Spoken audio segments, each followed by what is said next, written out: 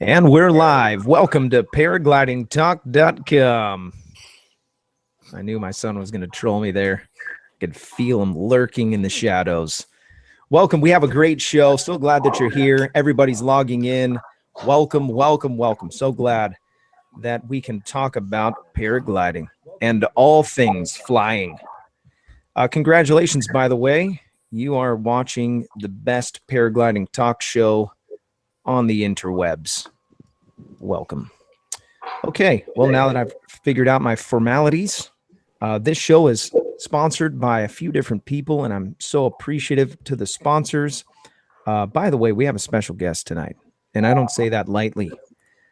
Jordan Neidinger is with us tonight. He's actually sitting on the top of the hill, and his view is incredible.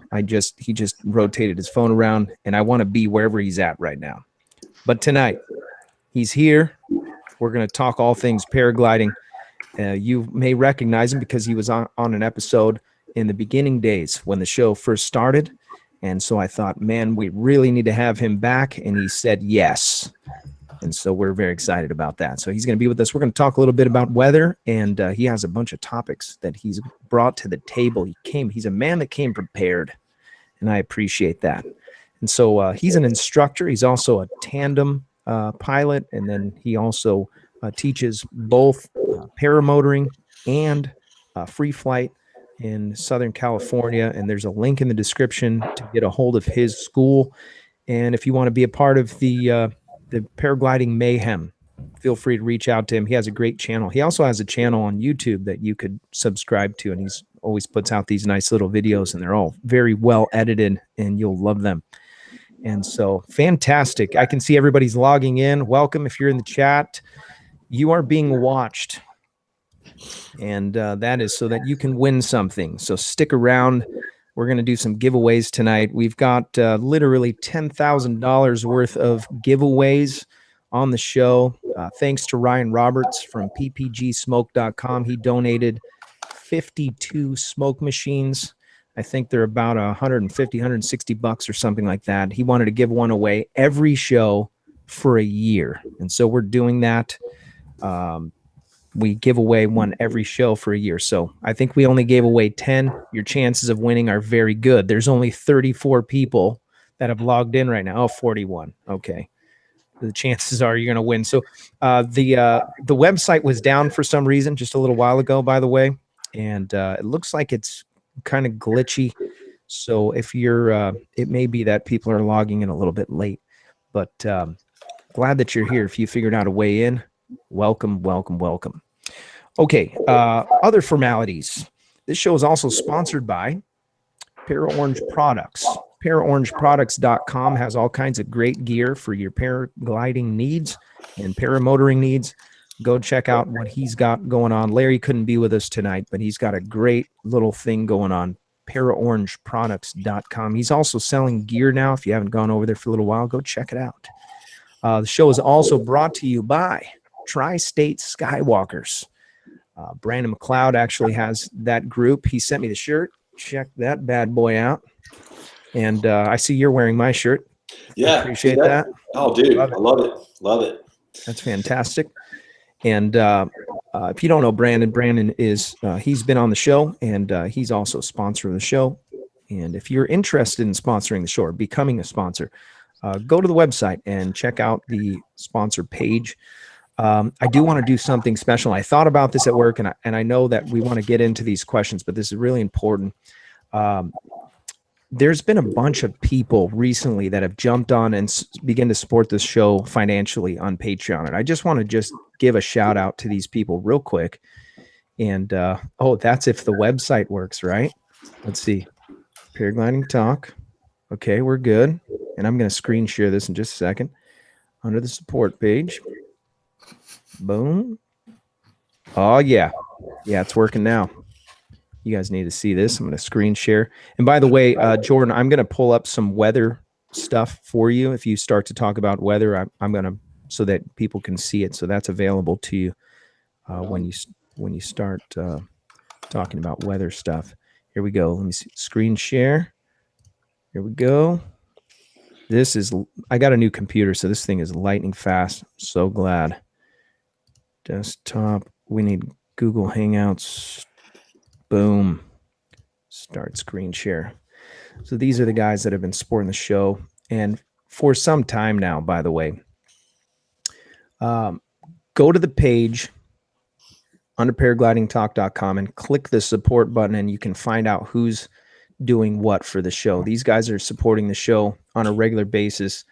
Awesome people. And I really I'm blown away at how many people have said, you know what, I'm interested in this and I'm interested in supporting the show. And some people do it on Patreon, some people do it on PayPal, but these guys are awesome. And I just really appreciate everybody's investment and everybody's support in the show and keeping it going. Every once in a while, you know, I'm looking out the window and the guys are flying around and I'm here doing the show.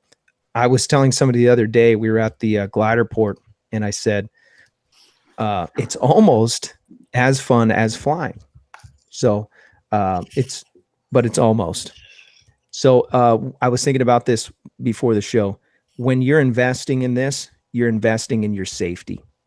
You spend a bunch of money on gear, you buy a reserve parachute, you buy all kinds of stuff. If you're interested in investing in the show, do that, Patreon or PayPal, and support the show. Okay, enough of that stuff. Jordan, I am stoked that you're here, bro. And thanks for taking the time to make that really nice thumbnail. I really appreciate that. Anthony Vella did the same thing. He made a really nice thumbnail, and I have no idea how to make that stuff. I need to use my son and maybe have him teach me some of that stuff. I'm learning. Right. So the last time we were together, we spent quite a bit of time talking about weather, and I promised that we would do that. One of the things that I wanted to touch base with you and maybe just kind of scratch the surface of is the fundamentals, where someone can go, whether they're a paraglider pilot or whether a paramotor pilot. Where should they go first? What's the knee-jerk reaction like? I'm going to check this first, and let's start from there. Okay, well, for my students, if they're going to be in a region where they're looking for free flight sites and opportunities, I usually direct them to what we call the RASP, which is the Regional Atmospheric Soaring Predictor for our area. It's connected to another site called Windgrams, and you can get all of that data from the RASP encapsulated into just a table of information, basically. And if you go to soaringpredictor.info, they'll have links to all the other sites that they get the information from. That information that is available to us on the RASP is the National Weather Forecast data points that are overlaid onto topographical maps of the region.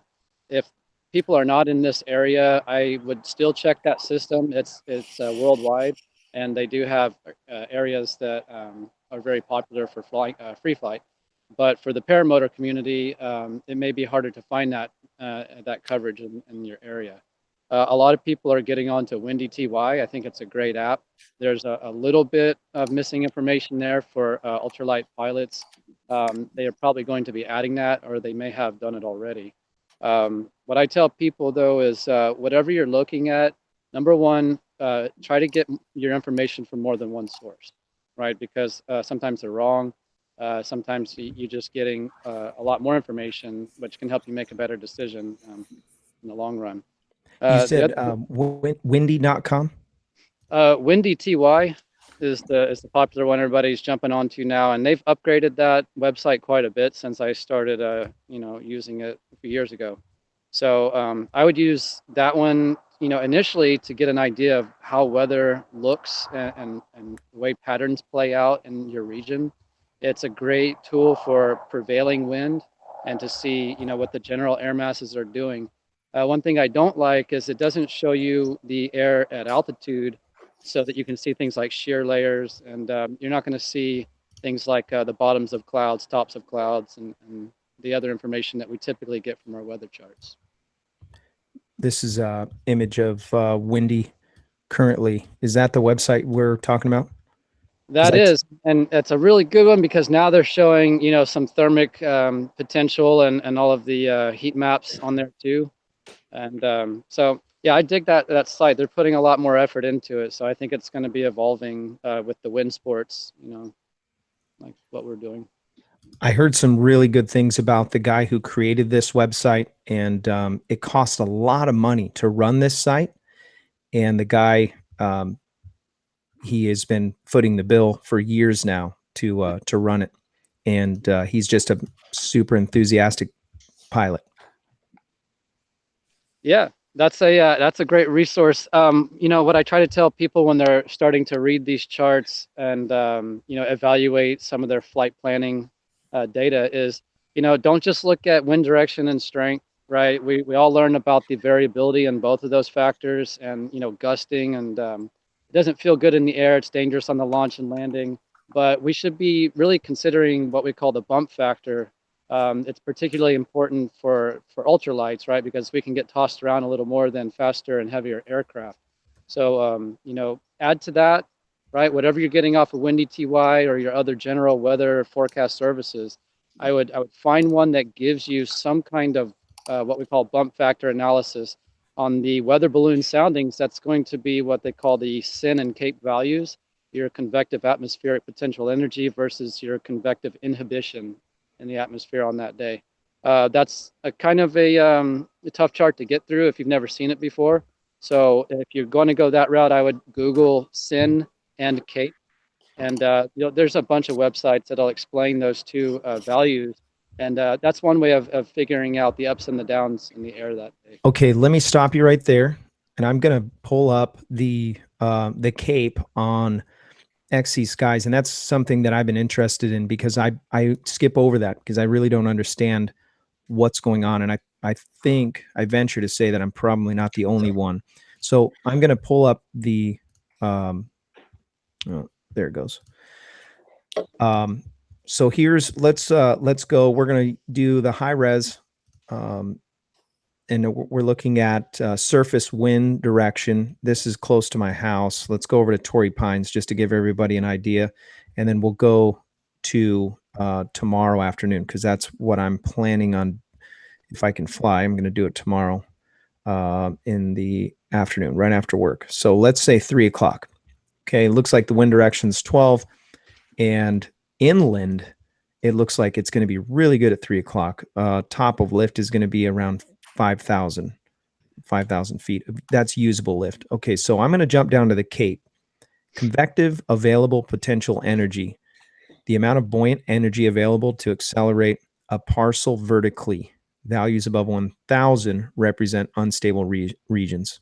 So I'm going to click on that. So it looks like it's dismal. Okay, yeah. It's hard to see on that screen, but it looks like you got blue everywhere, and that's going to be stable air as far as I can tell from here. Yeah. Have you ever seen a SKUT sounding chart? That might be a better place to start. The data is pretty easy to see because it's giving you a vertical profile of the atmosphere in the spot where they released the weather balloon. Okay, let me go to the RASP. Well, that if you want to stick there, the RASP actually has, if you click on one of those little red markers, that's going to give you a forecast QT. Let's go to south, and we'll go again to, there's Torrey. Oh, pulled it up in the wrong place. That, okay, that's not going to work. Okay, let me go back to XC Skies. Now, what was it that,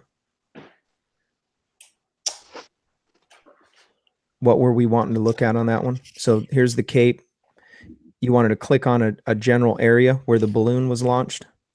Yeah, no, go back to your RASP that you had up earlier. And if you click on one of those red markers on the map, that's going to give you a forecast QT for that particular site. Okay, I've got to pull up another. It pulled up another page when I did that. So let's do Blossom.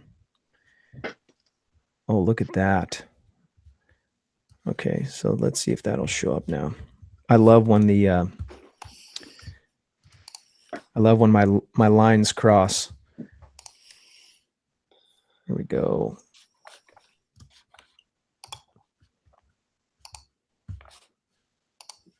Here we go. All right, groovy. So if we can go back to that, right? Do you have any experience reading these charts? I mean, it's worth a little bit of an introduction if you haven't. Yeah, absolutely.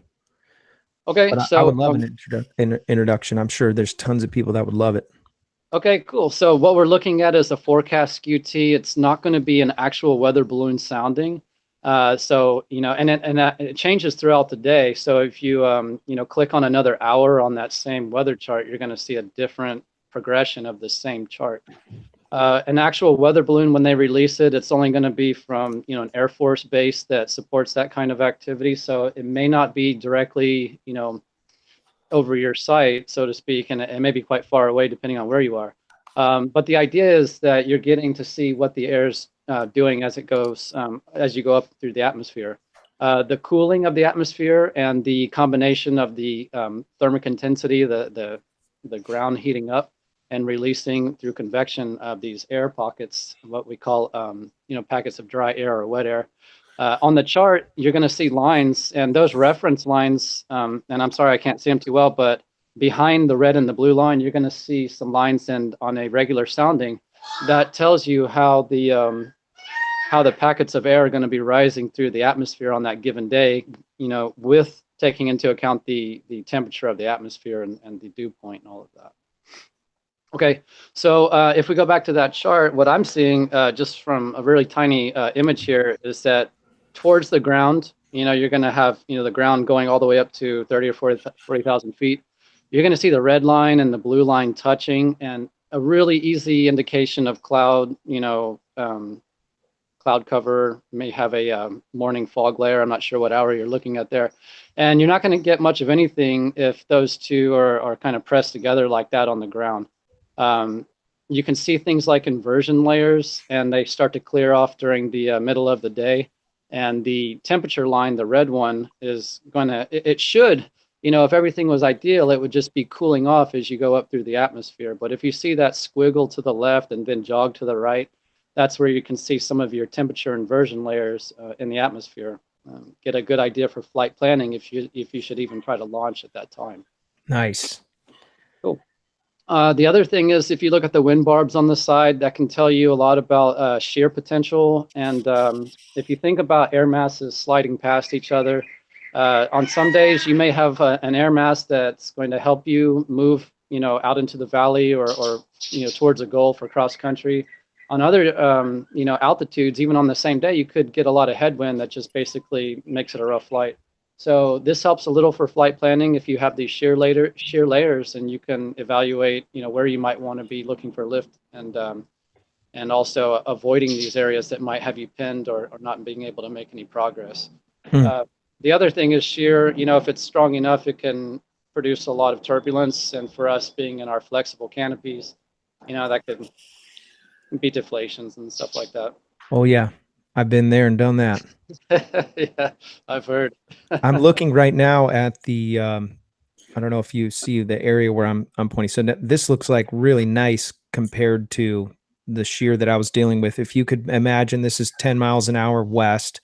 The day that I flew, you got to about this altitude here, maybe 6,000, and then the arrows were literally pointing at each other. Oh, and, yeah. At 6 grand. Oh yeah. And yeah, so that's no fun to be mixed up in all of that. So, you know, and that's why I love these charts, that there's not a lot of other resources that are going to show you that so clearly as one of these. But the if you go to the wind grams, you do have a little bit of that, and you can see shear layers in the wind grams as well. Let's do it. I love the wind grams, by the way. Whoever made that is a genius. Yeah, I actually, you know, I know a guy that keeps that in operation, and I thank him every time I see him, because that's one of the greatest resources for us in this area. Is it Tad? Is that his name? You know, T only, right? And then Alan Krause, you know, keeps it up and keeps it updated. Let me see if I can pull that up. Soaring. You can find this, by the way, at soaringpredictor.info, but I don't know if that's everywhere. I've got Southern California, Northern California, Eastern Sierras, Santa Barbara, Southern Arizona, Flagstaff, Tahoe, Colorado, Washington, Oregon, Nevada, and Utah. Yeah, they use it in Europe too. So. Oh, really? Oh, yeah. I didn't know that. Okay, good. So I'm going to pull up the Southern California. And again, we're going to go for tomorrow, right? Oh yeah, Let's take a peek. Wingram. And let me screen share. My other computer couldn't handle this. So this is really nice. Lots of snow. Okay. Maximize that. So this is my site. Let's say I'm going to click Blossom. This is for today. Let's go tomorrow. And it looks like Blossom is going to be. So here's if you can see this, there's a little wing here. Let me see if I can zoom in on that, make it a little easier. This is your altitude on the side. And I've been getting a lot of complaints about not having enough free flight guys on here. So this is mostly for the free flight guys. The wind direction, wind barbs at altitude. And then you've got your, this is your time at the bottom here, 12 o'clock, 1 o'clock, 2 o'clock. And here's our altitudes. And the clouds represent what they think is going to be cloud-based that day. And the little glider is what they're saying that you can, that's the top of lift. That's where they think you're going to be able to get to with a paraglider or a hang glider.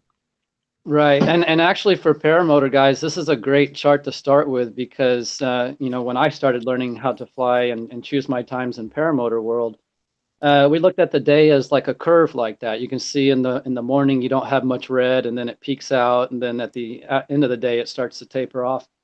And in essence, what you're seeing is you know, increasing or de-escalating conditions. Right? You can go in the morning, but you know it's going to be picking up, or you can go in the late day, and you know that it's hopefully going to be dwindling down.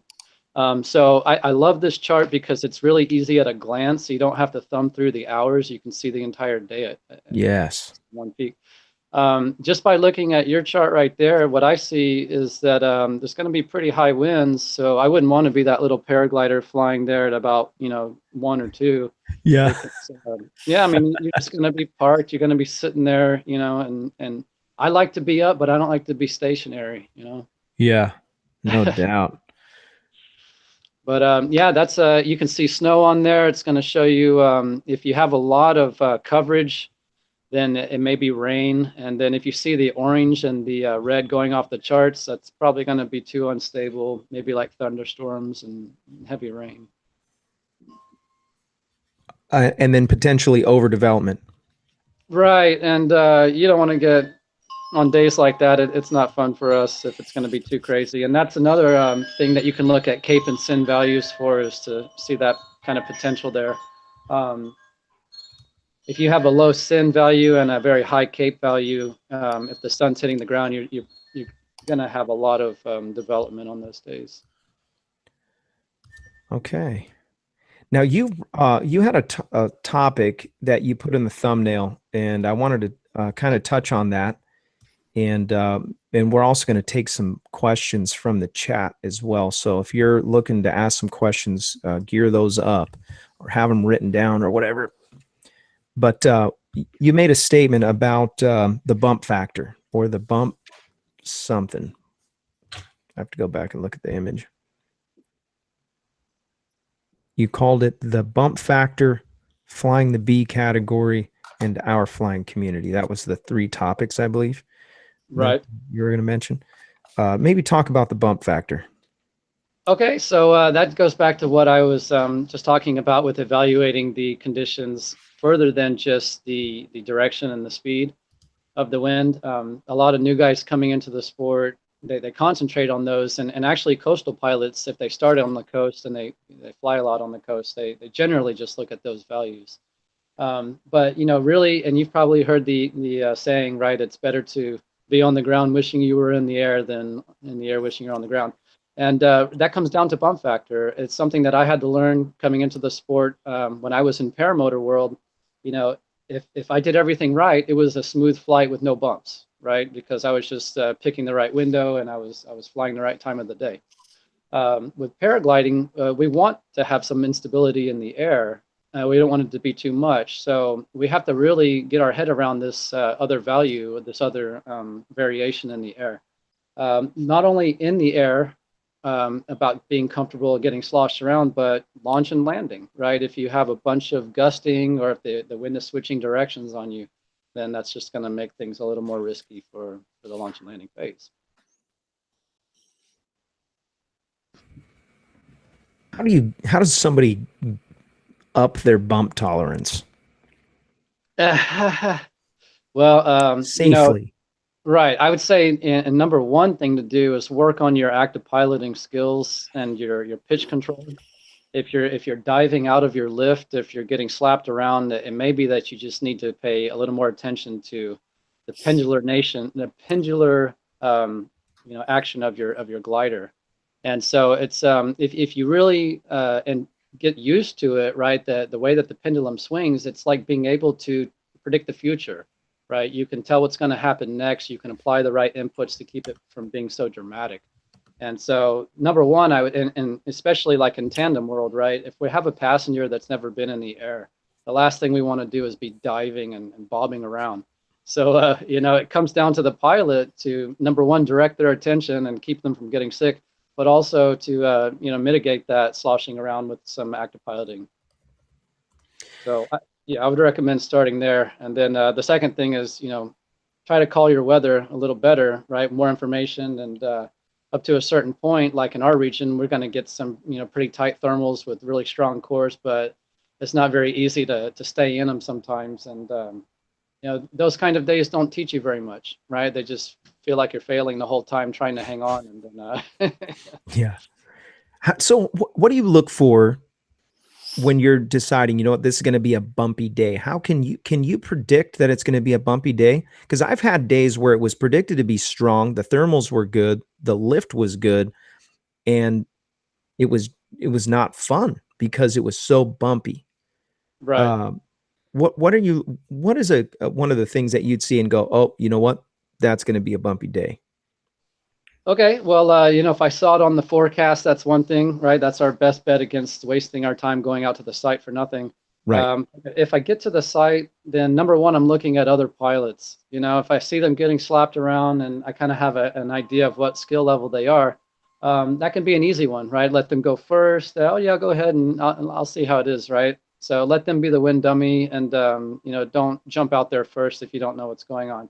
The second thing is all the observable signs on the launch, right? Are you in a high pressure region on a high pressure day? Is the sky clear? Do you see birds thermaling up? Are they flapping, trying to hang on? So all of these things can give you an idea of which way the air is going.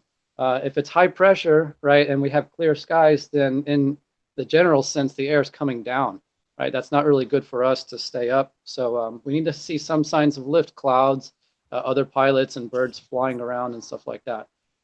If I see people getting rocked around right off of launch where it's easy for me to see them, I'm looking for their pitch control of surging and getting deflations and getting knocked in and out of thermals, then, maybe I want to wait for an hour or two before I jump into the air. One of the guys told me something in the very beginning because I was really gung-ho. I just wanted to get my P3 certification so I could fly with my friends at Torrey. That's everybody's dream when they first start flying here in Southern California. And one of the old vets from Torrey, he told me, he says, you know what you got to do? He says, go fly. He goes, don't launch before 5 o'clock, fly the whole summer.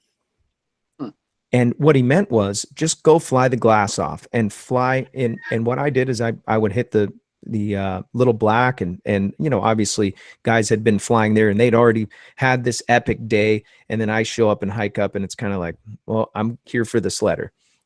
But my flights were enjoyable. They were exciting. And it wasn't until later on that I was trying to go cross country that I started to experience the bumpy ride. And so when you go now that you've been flying, how many years have you been flying, Jordan? This is 10 years now. 10 years. What do you look at on the weather model and say, yeah, this is going to be a wild day. I'm going to say this is going to be a super bumpy day. Is it a mixture of wind and thermals? Is it a certain wind speed or a certain humidity? I've heard that humidity affects your bumpy air or sharpness of your thermals. Right. Yeah, humidity can play a role that helps or, counts against us. So if you have some humidity in the air, it can make the thermals a bit softer and easier to get in and out of. In places that have a lot of green ground cover, then their thermals feel a little different than a place that's in the desert like us in a high pressure area. So, but in a general sense, if I know the season and I know what the climate is like in my area, then I can say, okay, I probably have a higher probability of having a bumpy, crappy day if it's going to be in the middle of summer and I'm trying to get out there, on that kind of condition. But what you said really hits on a point because most of us, I feel, are pretty hungry when we get into flying, and we're willing to take a little more risk and at a stage where we don't really understand what they are, right? I mean, we're just kind of blindly accepting risk. And when I first started flying at my home site, it was a desert site, and I used to get my butt kicked all the time. And I thought that if I wanted to be a big dog, I just got to go out there and take it.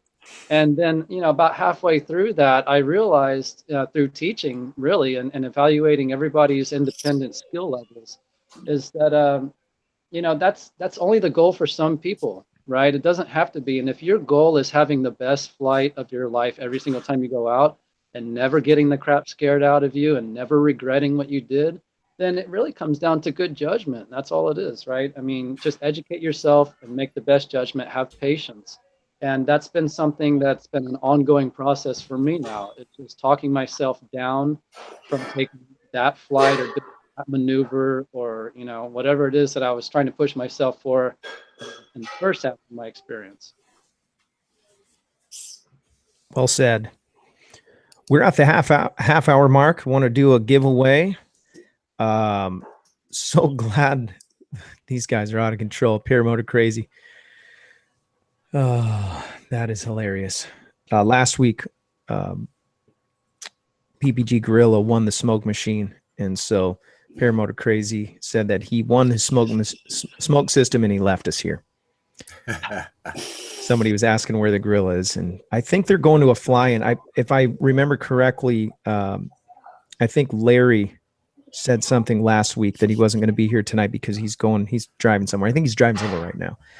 But we want to do a giveaway, and actually, between Sean and Craig, they have a plan. We're going to give away two things. We're going to give away a Paragliding Talk.com t-shirt. And so that's a good one.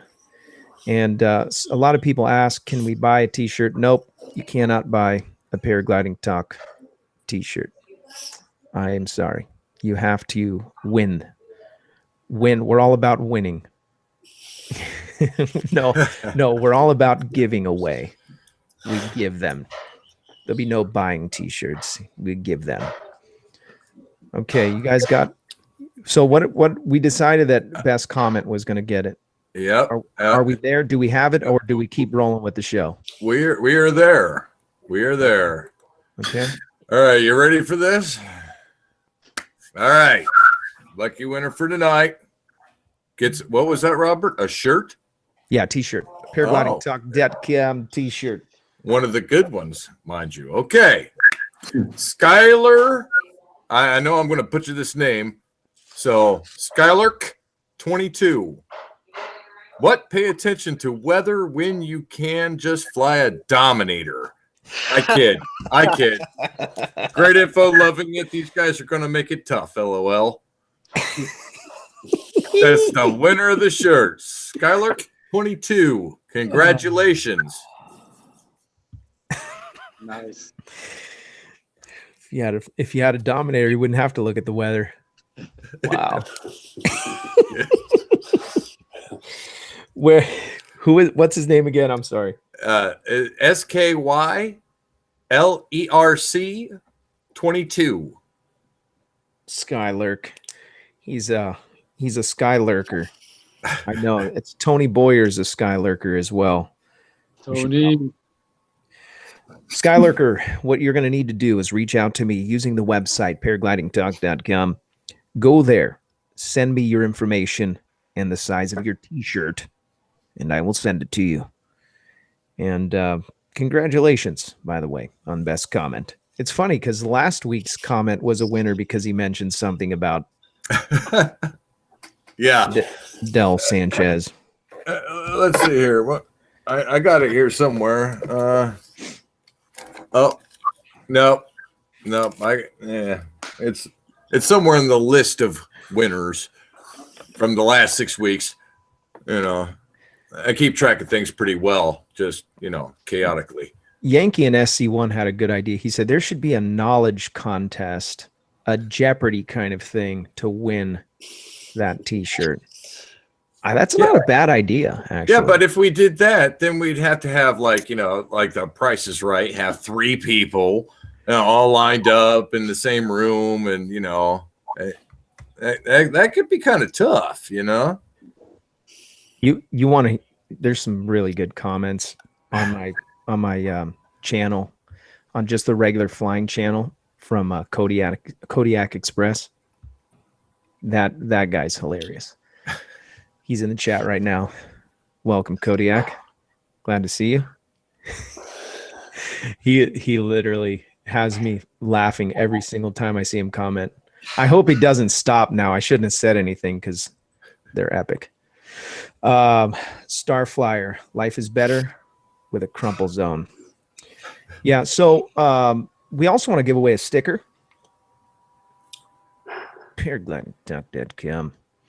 I'm really digging this new computer and the sound. Everything sounds better and it's really clear. So that's why I keep on saying that. Paragliding.com. You guys have a winner for this? Yes, we do. Are you ready for this? Yep, go ahead. Dennis Hedge. Okay. Telling 49er Explorer, we are looking at Robert's gallstones. Dennis. All right. What's his name? Dennis Hedge. Hedge. Yep. Hedge. No, Hegge. Got it. Congratulations, Dennis. Congratulations, Dennis. You have won a paraglidingtalk.com sticker. Please reach out to me on the website and comment that you won and tell me your information, and I will send it to you. If I receive multiple requests, and if you try to steal the sticker, you will be doomed. No one's tried to do it yet, but I know eventually once we... How many people are watching right now? 87. Oh, my word. It really must be raining everywhere. Okay, congratulations. We are going to do a giveaway for the smoke machine, so stick around. I'm going to do it at any time now, between now and 7 o'clock. Okay, Jordan, you mentioned a couple other things. You mentioned something about the B, flying the B category. And this is when I saw that my heart jumped because I'm in the B category. I fly a Rook 2, 777. I fly right at the top of my wing. My wing goes from, oddly enough, from 80 to 100 kilograms. And I typically fly between about 97 and 98 kilograms. So I'm right close to the top. What do you got? What do you got to share with me? And what do I need when we're talking about the B category? Well, I would suggest that you spend a lot more time in the B category than anywhere else in paragliding. And this is something that's not so intuitive for guys that are coming into the sport. We tend to look at it like motorcycles or sports cars. And yeah, I'm going to get a performance vehicle and then I'll just, kind of learn to use it. And I won't use all the performance if I don't have to, that sort of thing. And it doesn't translate well to paragliding because, flying around in a wing that's over your head, at the very least can reduce your confidence and your flying skills, but it can be dangerous, of course, if you don't know how to control the glider. So I recommend people stay in that B category for quite a while, unless they have a reason to move out of it, if they're going into competition or they just don't like the performance that they're getting. But otherwise, I like the B category myself. I keep flying wings in that. I've never felt the urge to go any higher, and I've never had a legitimate reason to grab a wing that was a higher rated wing. I have a lot of fun on them. You can still do little bits of acro, and you can, hang on to lift if you know what you're doing. They actually climb really well. And these days we're getting some interesting wings on the market. The Phi Maestro has some impressive glide for a B category wing, outperforms a lot of the C category. And, if you look at designers like Bruce Goldsmith, they have a lot more wings in that category than all of the other ones. And so they're specifically catering to, people like you, people like me that just want the enjoyment factor more than anything else. I think that's going to be a broader market in general than, and not every, there's going to be some guys that they got to have the Hayabusa, right? Like they got to have that motorcycle that just screams, and that's cool. There's always going to be gliders out there for guys like that. But if you're playing the long game, you want to have enjoyable flights and all that, then I would say don't rush yourself. Just stick around and have fun in the bees.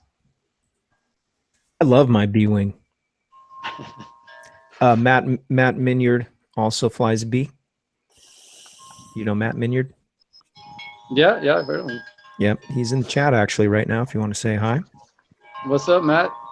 He's a regular. He's actually been on the show 2 times now.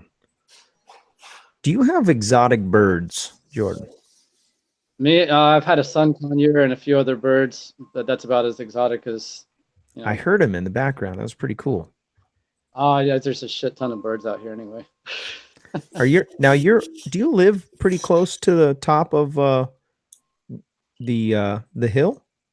Yeah, actually, we just started payments on a property that you can see the Marshall launch from the backyard. So yeah, I'm not going to speak too quick, but it looks like you can launch out the backyard on a good day. No way. With the right wind direction?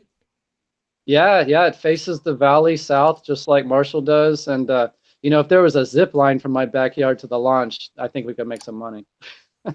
What, bro? If you do it, I want to try it. I gotta call it. I can't help it. I gotta call it, Robert.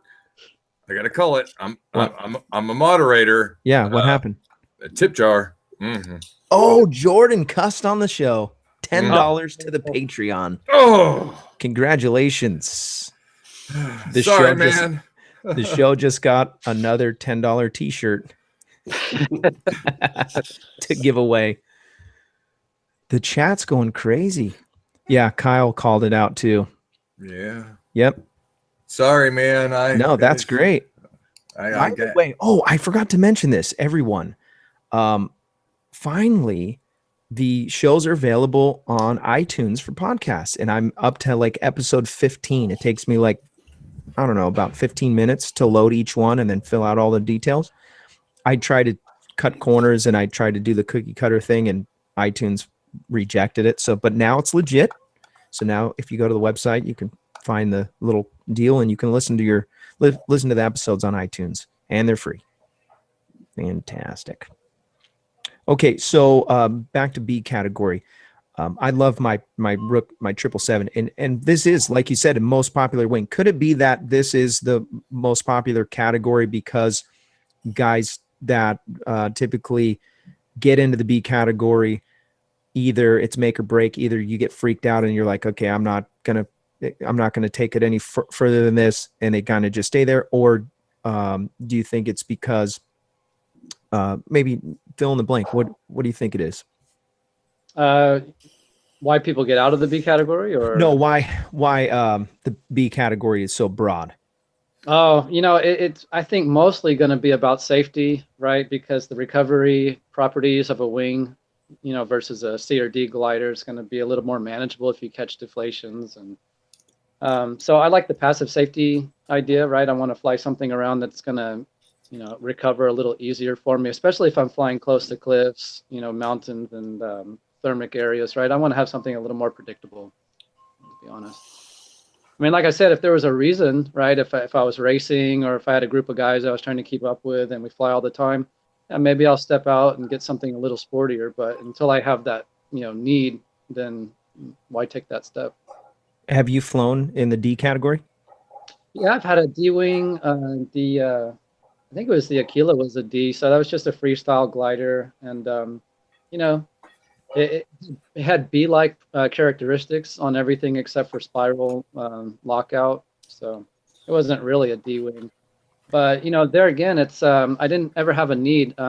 I didn't do a lot of cross country. I mostly just stuck around my local launch site and flew around, go land at the LZ. So anything that was going to put on more performance was just, I didn't need it.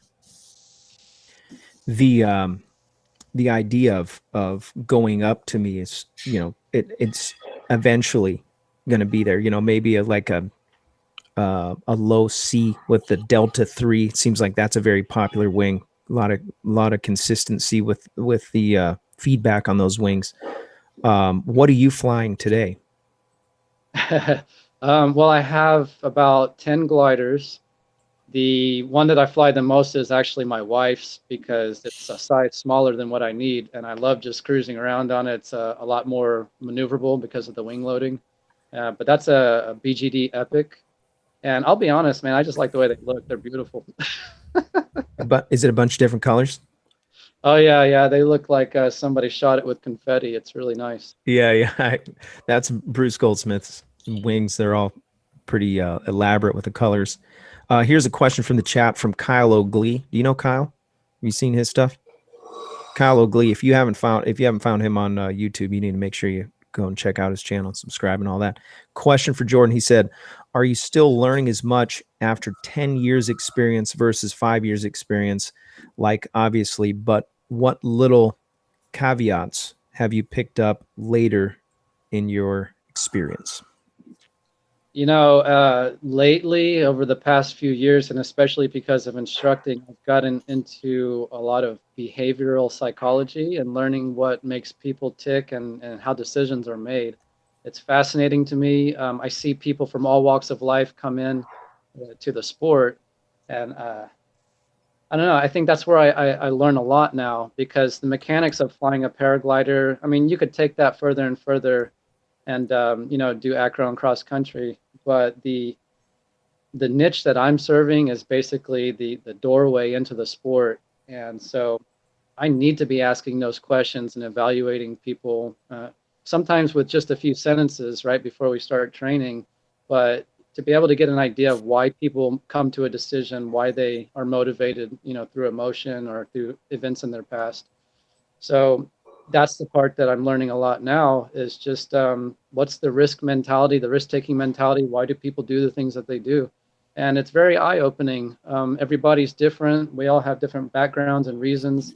And a lot of what we believe is, quite frankly, really just incorrect. And add to that our beliefs, we tie our ego and our identity to our beliefs. And then, but the problem there is most of our beliefs are not really ours. They're just given to us. We're just repeating them, and we think they sound good, but we can't really explain the mechanisms behind, what we believe. So, that's where I try to really dig in on a new student and figure out, what are their misconceptions? What do they really think about themselves and the sport and how this is going to happen? And, this thing about intermediate syndrome, where people take more risk as they get a little better in the sport, but pushing their envelope too hard, it's just all about good judgment and understanding yourself, right? Knowing thyself would be the biggest factor. Here's a question that I don't want to pass by. Guy, I assume it's a guy, Jamist 43. He said, I have money to either buy a motor or buy the lessons. What should I do first? You want me? From an instructor. Well, I mean, were you guys at that Salton Sea Festival 2 years ago? The guy, he died because he just didn't feel like the lessons were necessary. I'll say this, anybody who's considering skipping the lessons, what you're missing out on is the feedback loop. You can go look at YouTube videos, you can go, read about it in a textbook, but unless you have somebody standing there evaluating your performance and your behavior, you're not going to really know if you're doing things right or wrong. You're guessing. And that would be the biggest value behind formal instruction, is you have an experienced person that is dedicated, right, to observing you and making sure that you're doing things correctly. And I think it's the most overlooked thing for a lot of guys. They think they're just going to wing it, right, so to speak, as they come into the sport. But And the problem is it's hard for me to say that because I came in on a shoestring budget and I totally skipped all the lessons. Right. I made a lot of mistakes and I got away with things that were just dumb luck, basically. But I don't recommend it. If you have the capacity to pay for any of it, make lessons your first thing, because this is a lifelong activity that you hope to be enjoying. And you can get motors and gear later, right? If it's still important to you to have that, you learn the aircraft, learn how to fly it first, and then get all the goodies. Yeah, you can learn a ton. I mean, obviously, that's where this show fell into a really nice place where people can come and learn something. And the hope is that every single show we can take something away. And every single show I have, I know most people watch and learn something or find something that they can add to their toolkit of safety. But when it comes down to business, I mean, the guy at Salton Sea, to bring that back, and I hate to talk about it over and over, but he didn't have any lessons. He probably, he that could have been avoided. There was a lot of ego. People with a lot of money typically kind of push their weight around and get what they want. And he assumed. And the sad part is, an ambulance came, took him away, and the guys still had the fly-in, and his truck sat there. Yeah. And that guy was gone. He's no longer among the living. And it didn't have to be that way. And, I hate to say it like this, but it's sad in the fact that, family and all those things. And then also that's kind of peeing in the sugar bowl of the whole fly-in. And same thing goes with free flight, and guys show up that aren't necessarily qualified to be flying in big boy air. And that's exactly what I did. And I embarrassed myself pretty bad a couple times, and it didn't have to happen. If I would have just stuck around and maybe took the time and made the effort to just go to school for more than just a couple days. And same thing. Save some embarrassment, save some pain. I landed on my back. I full stalled from about between 10 and 15 feet. There's a whole video on it. You can decide how high it was, but I got away with one, man. And that didn't have to happen. That did not have to happen. An instructor would have very quickly said, "Hey, bro, you're getting too deep in your brakes. You need to chill on that."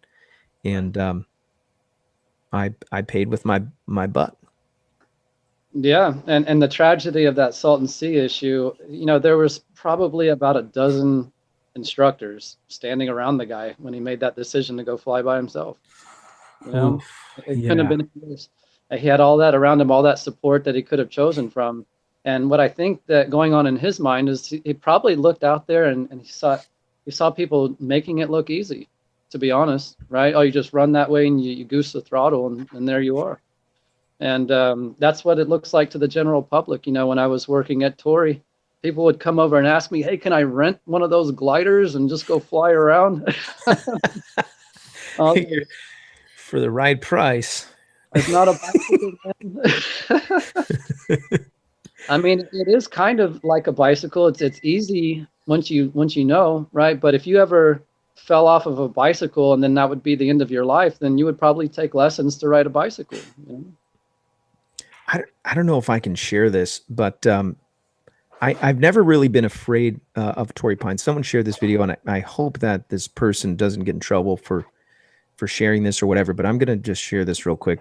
This was a guy, this was not too long ago, not a very strong day. The guy, no, they won't get me for copyright. It's not copyrighted yet. The guy flies over the rhino horn, takes a collapse, spins. Now that's his chase cam, gets stuck on the cliff. It reinflates. Now he's going the other direction. Oh my gosh. This was a week ago. And I'm so glad that he had the chase cam. This is not a new pilot, but he had to change his shorts. P3, right? What's that? He was getting his P3, right? I don't think he was a student. Oh, okay. I don't think he was a student, but I don't know who it was. And I'm not going to speculate. I hope I don't get in trouble for putting that on there, but whoa. I was thinking to myself, oh, Torrey Pines anybody could go fly there.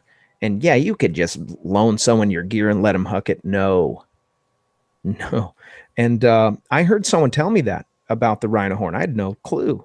Someone said, hey, look, there's a couple things you got to learn, and sight briefing for free flight especially, it's critical. And I bet you with paramotoring, same thing. There's certain areas where you just need to be careful.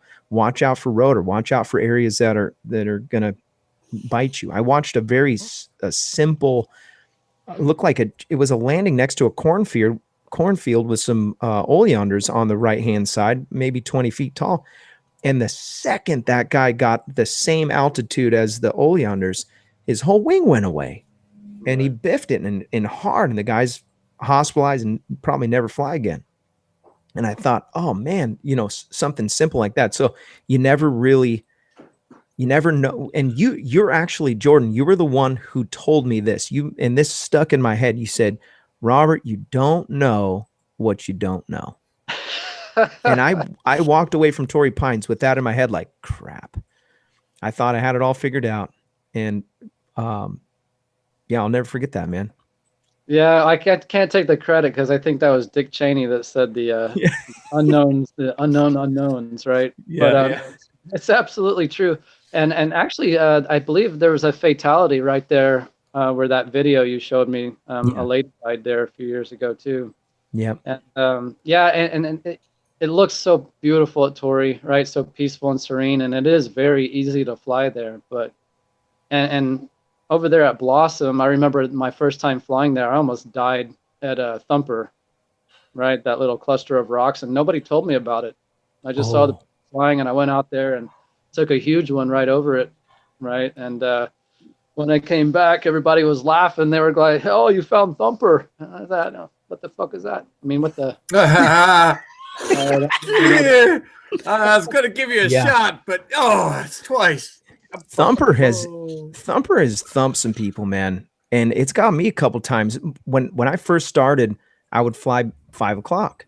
I wouldn't launch, but even in the summer, 5 o'clock still cooking. And there's a couple times where I would get low and I'd go, well, my only hope, go over there where Thumper is. And scratch it out. And it's sharper down low, so it's going to blast you. Oh yeah. Yeah, but that's kind of local talk. Only about 4 or 5 people watching can understand that.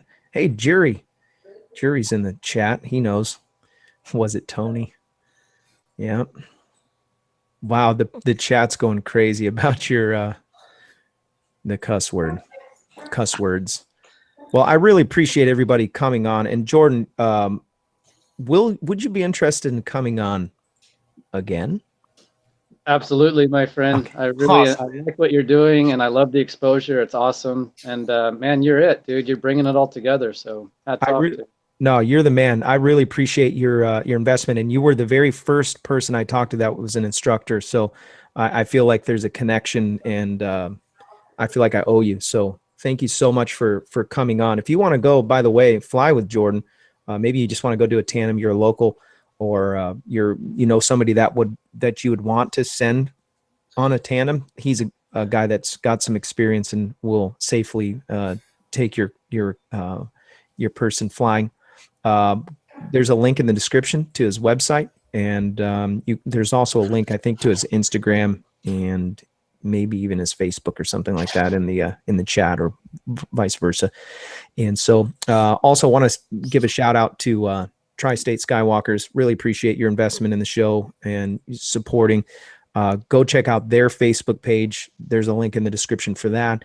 Be a part of his crew and follow them. Also ppgsmoke.com, and we're going to do the giveaway in just a second here. Don't forget about following the show also on Instagram. You can listen to the shows on the podcast and go to paraglidingtalk.com. It's right there on the front page. And then also want to give a shout out to the guys at paraorangeproducts.com, Larry and Chris. He calls her the bag lady. Larry and Chris at paraorangeproducts.com. Go check out their stuff. They support the show financially as a sponsor of the show, and I really appreciate their investment. And let's keep this thing rocking and rolling. And pretty excited. We're going to have an after show. Here's the giveaway. PPGsmoke.com. The winner of this week's PPG Smoke, Joel Witter. Joel Witter, congratulations. Joel Witter of Texas. You are the winner of the PPG Smoke Machine. I'm going to be reaching out to you. I don't know if you're in the chat or not, but if you're interested in throwing your name in the hat, per se, go to the contest. Go to the contest page on paraglidingtalk.com. Yes. Was there any good questions that I missed? I felt like the chat was just going like crazy the whole show. Anything good? Anything that stood out? Brandon, you see anything? I was looking to see, yeah. Okay. No, as long as there's nothing pressing, we're going to go to the after show. I really appreciate everybody being in there. It seemed like there was some really good stuff. Congratulations. If you won some stuff, make sure that Resurgence PPG, my randomizer. I'm going to do a video to show you how I choose the winner. Okay. Oh, man. Oh, by the way, there is a disclaimer about this. I heard from somebody that you can potentially void your warranty on your motor when you drill the hole to install the smoke machine. Just a heads up. That's a disclaimer. Yeah. And as far as the after show goes, there's only a select few people who can make it into the after show. I'm thinking about creating a Patreon acceptance volume, but we'll talk about that in another show.